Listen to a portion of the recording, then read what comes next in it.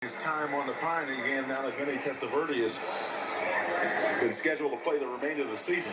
And that relationship really is a strong one. Vinny Testaverde said that Steve DeBerg has been his biggest fan and that he enjoys the closest relationship with Steve DeBerg of any quarterback he's played with from high school on. Steve DeBerg will be a coach after his playing days are over, and that's quite possibly one of the reasons why. 3rd and 10, Carter in motion. Testaverde with time.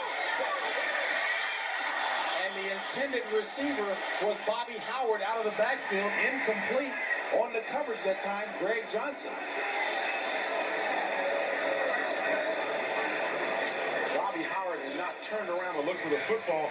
The other players in the Buccaneers started screaming to him to look for the football. Finally, he turned around, but it was a moment too late because the ball was right on his back. Now you see him just turning around to look for the football, underthrown a bit, and it drops. Catchable ball, though, Danny. Catchable ball, should have had it.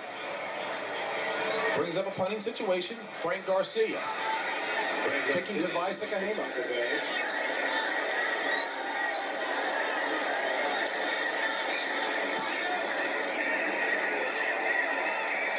Sikahema lets it go. Really nice punt by Garcia. And it goes out of bounds at about the 8-yard line.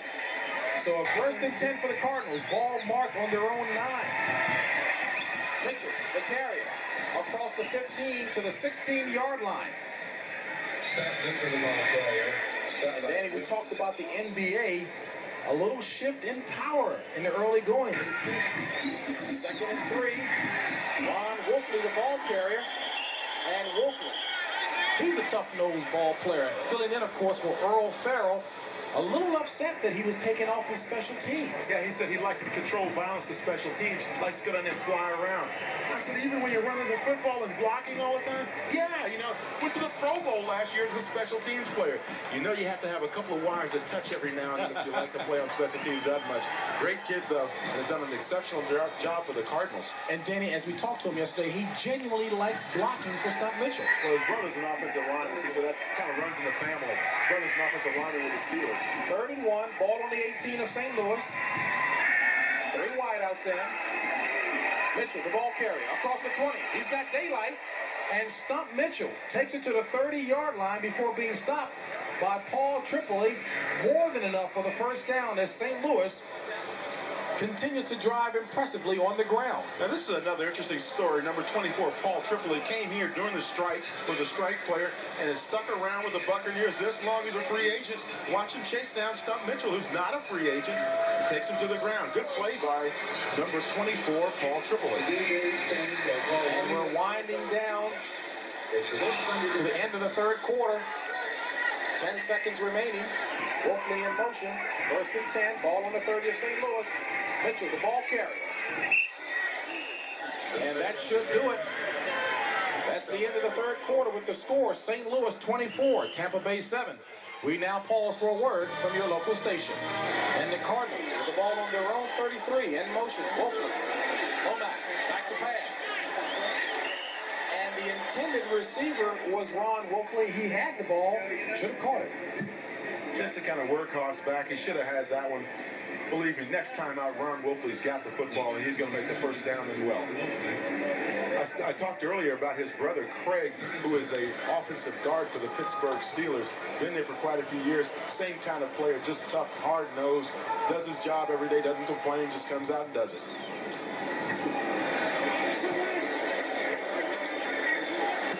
Third and 7, ball on the 33 of St. Louis.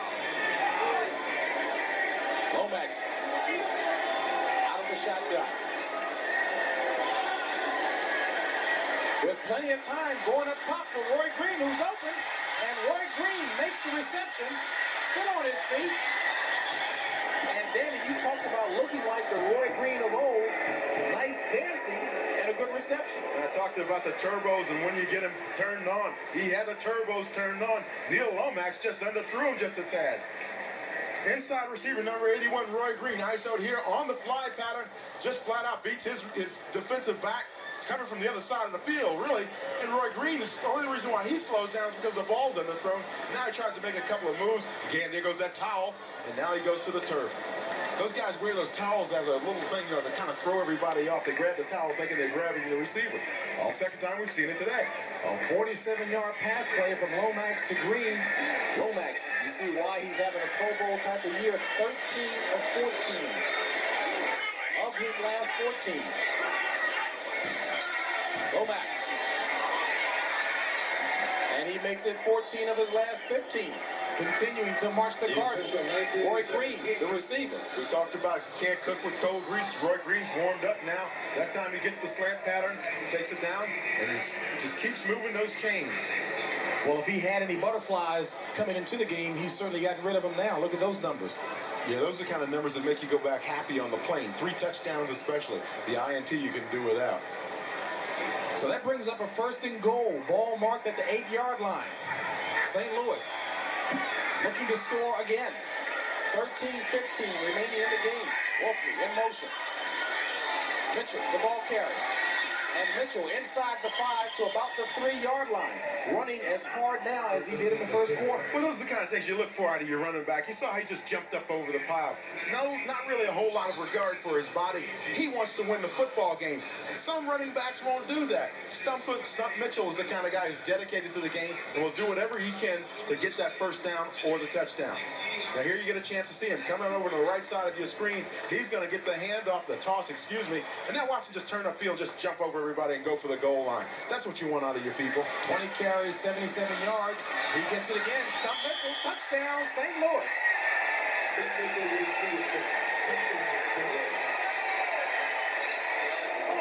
Only fitting to give the ball to Stump Mitchell as he comes up with the touchdown. A 3-yard run by Stump Mitchell. And he apparently was looking for someone else to give the ball to.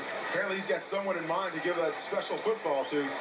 And there he goes. And indeed he does it. He gives it to the handicapped people sitting along the field. True Christmas gift, and in the true Christmas spirit, Stump Mitchell, class individual and a great human being.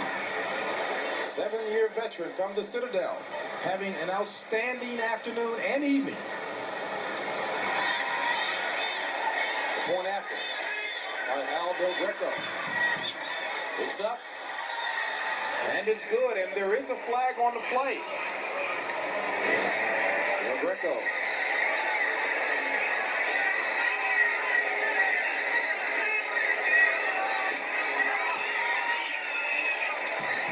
And it amounted to a little more than just an extra kick for him as he makes good on it. So the Cardinals padding their lead even more. 31-7 over Tampa Bay.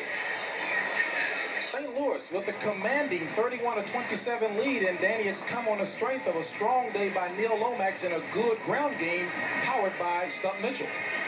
Usually head coaches will tell you they want to get to between 140 and 160 yards on the ground in order to be successful. The St. Louis Cardinals are headed in that direction. The Tampa Bay Buccaneers are as well, but they have not had any success really in the passing game to speak of. The end result being they're down 31-7. They've got to get that passing game going if they even want to show well in this game. Well, Tampa Bay hasn't scored since the first quarter. A very, very bad day for them, obviously. Here's the last St. Louis touchdown, a 3-yard scamper by Stump Mitchell. Stump Mitchell just wants the touchdown, clearly. Just runs into the end zone. Great blocking up front by his offensive line. Sure, he's going to compliment them on come Monday morning. Danny, I mentioned again that Tampa hasn't scored since the first quarter. What's the problem? What will they have to do to get on track if they can? Track some more players. I guess that's honest enough. And Bobby Futrell lets the ball run out of the end zone. They'll take it from the 20. So Tampa Bay will start their series at their own 20. Scores from earlier. Minnesota over Detroit by 3. Chicago loses to Seattle. And Houston, ball on the 20 of Tampa Bay. First down. Testaverde scrambling. Unloads it. And it's complete. A good catch by Gerald Carter. Looked like he had some stickum on his hands. Gerald's catch good for first down yardage. Vinny Testaverde, you're going to get an opportunity to see his scrambling ability, something he did very well at the University of Miami. And now Gerald Carter reaches up, makes a nice grab, and first down, no huddle offense. They're going to roll it. 21-yard pickup for the Bucs. First and 10, ball on their own 41. Out of the shotgun, Testaverde. Flag on a play as Testaverde goes down. He was in the grasp of Bob Clasby. And E.J. Jr. back in on another big play, holding Tampa Bay. It's in progress. San Francisco leading Atlanta big. And of course the score yesterday. Testaverde back on 2nd and 16. Under pressure again. Gets rid of it. It's complete. And knocked out of bounds is Bobby Howard. And Bob Clasby got his sprint work, and again, tracing Vinny Testaverde. Once again, Mrs. Testaverde's probably sitting in the stands saying, "Don't hit my son." Good scrambling ability on the part of Testaverde. Good catch by Howard, but not enough for the first down. Well, the key there, though, is the protection broke down on him. So what do you look for your quarterback? The young guy doesn't start to run too early. See how he still stays around the pocket? Now he knows he's got to get out of town. Excuse me, that's Freddie Joe Nunn chasing after him. And now he throws the ball up to Bobby Howard. 3rd and 9 from their own 42. In motion, Gerald Carter. Out of the shotgun, Testaverde. Under pressure again. Tries to throw a touch pass to Mark Carrier. Incomplete. That'll bring up a punting situation. And he has no protection of this.